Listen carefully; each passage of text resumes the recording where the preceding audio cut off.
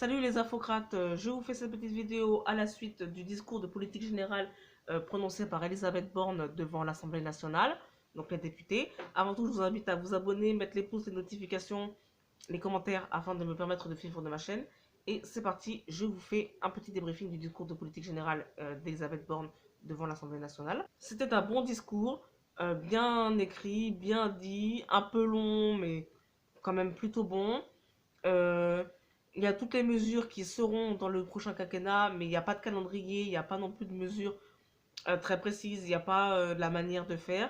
Il y a la réforme des retraites qui sera, à mon avis, la réforme cardinale du prochain quinquennat. Elle a réaffirmé qu'il faudrait travailler plus tard, donc elle va repousser la retraite à 63, 64, 65 ans. Enfin, il est question de réformer les retraites. Elle a annoncé la nationalisation de d'EDF, la revalorisation des bourses des étudiants, la revalorisation des salaires des fonctionnaires, des baisses d'impôts généralisées, la revalorisation des bourses pour les étudiants, la création d'un service public des crèches, parce qu'il y a beaucoup de manques à ce niveau-là. Enfin, beaucoup de choses très intéressantes.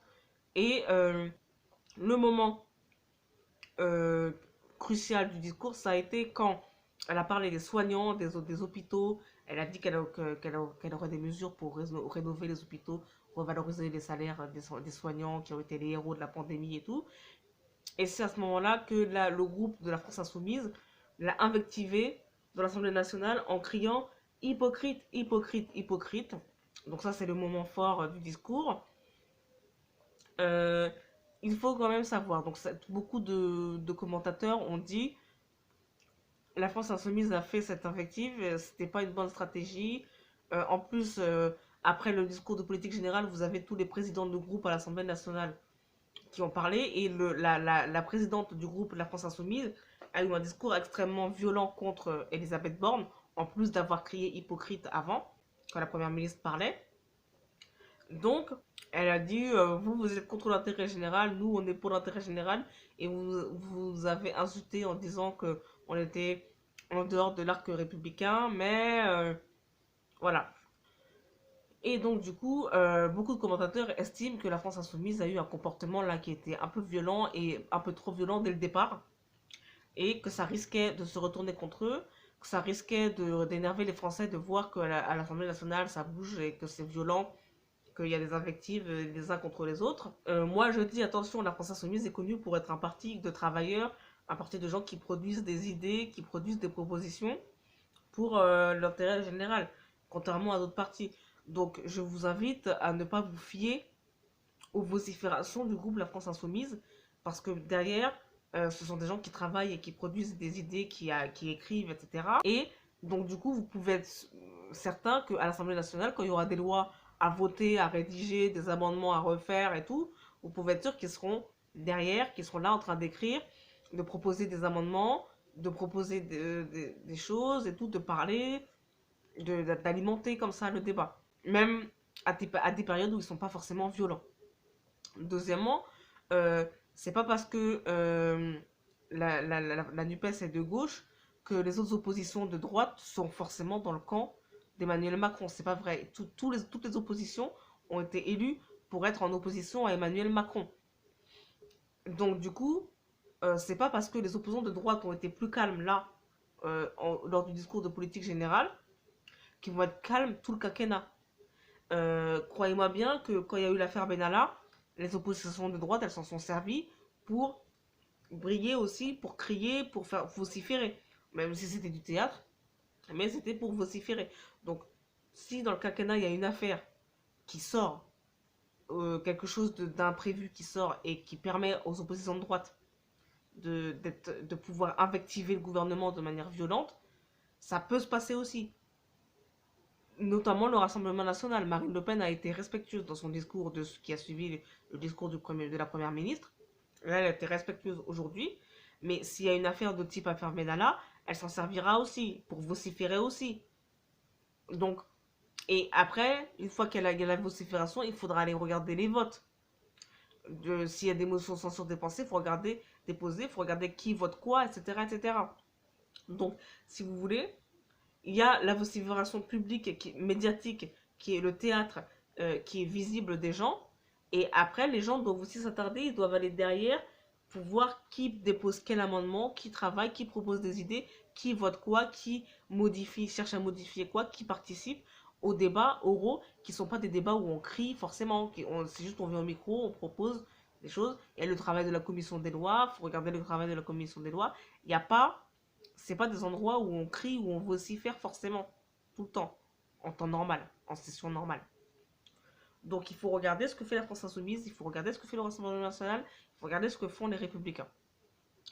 Euh, il faut savoir que le gouvernement n'avait pas déposé de vote de confiance, c'est-à-dire qu'ils n'ont pas déposé un texte, ils n'ont pas remis leur démission en jeu devant l'Assemblée nationale, parce qu'ils ont eu peur de se faire voter trop contre, puisque le gouvernement ne dispose à l'Assemblée que d'une majorité donc relative. Ils ont pas la majorité absolue qui leur permettrait d'avoir une confiance quasiment certaine. Et le gouvernement ne dispose que d'une majorité relative qui ne leur permet pas d'avoir la certitude que, que beaucoup de gens, parce qu'ils ça veut dire qu'ils auraient besoin de députés qui ne sont pas de leur camp, ils ne connaissent pas les positions de qui va voter quoi.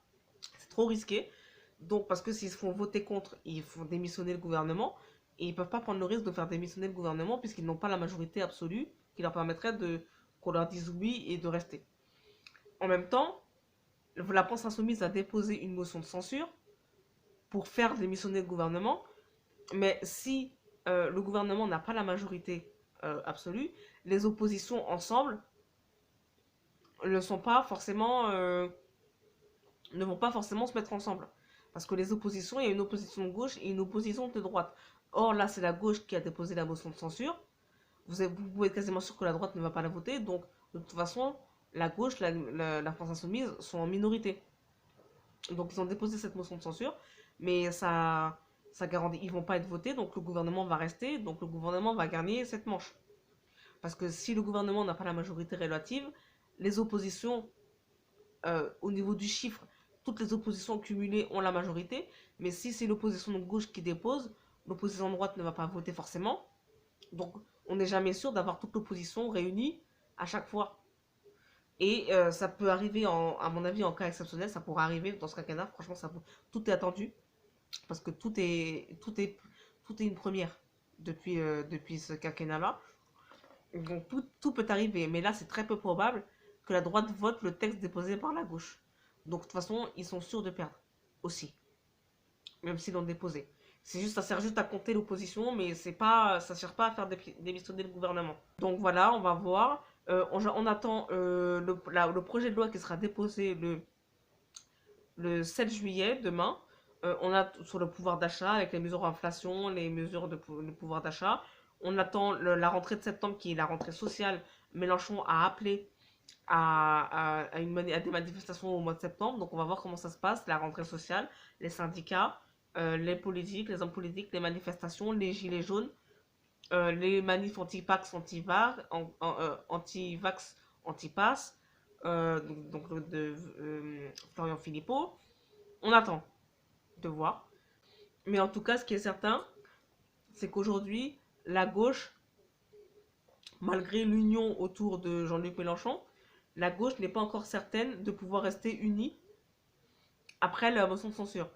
Jean-Luc Mélenchon a fait pression sur les autres groupes de son union, donc les socialistes, les écologistes et les communistes. Il a fait pression pour qu'ils votent sa motion de censure, pour que toute la gauche vote sa motion de censure. Mais de toute façon, la gauche va perdre cette confiance, puisque la droite ne va pas la voter. Et on va voir comment ça se passe. Ils auraient très bien pu avoir une majorité. Le texte apparemment est fait pour que la majorité puisse exister, mais la droite a déjà annoncé qu'il ne la voterait pas. Donc tactiquement, on va voir comment ça se joue. Allez, à bientôt pour une prochaine vidéo.